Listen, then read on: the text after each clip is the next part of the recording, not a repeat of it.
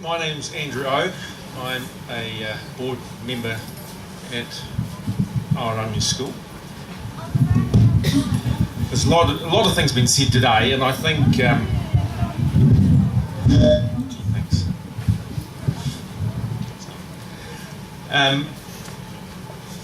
I just want to give a slightly different impression, I suppose. A lot of other things have been talked about, so I'm just going to give some of my personal experience.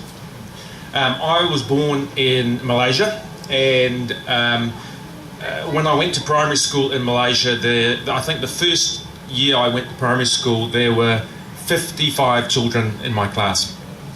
And I sat at the back of that class and did nothing.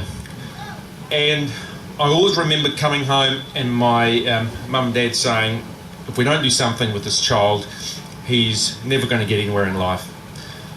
So I started my trip of boarding schools, and somewhere along the line I made my way to a private school in Christchurch, and that was in the very early 80s. And I have to say, coming to a boarding school with a surname of O was not an entirely pleasant experience.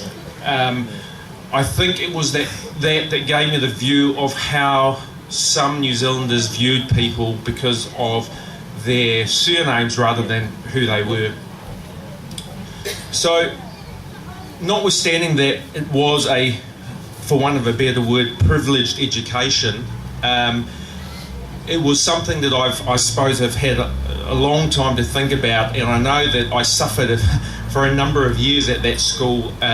While I came out okay, I know I could have done better.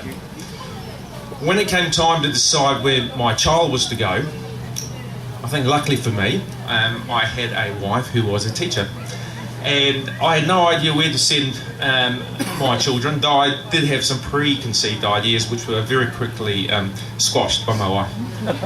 And she said, no, there's only one school for our children. And so she brought me down to the school. And I have to say, it was an eye-opening experience for me. But very quickly I came to understand that this was exactly the sort of school that I would have needed if I was in this country when I first came here. And I'm so glad that this school is here for my kids.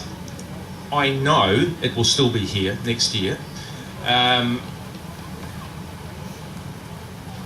If I have to contemplate my thoughts if the school was to close, I don't think I can put it into words. I think I would be devastated.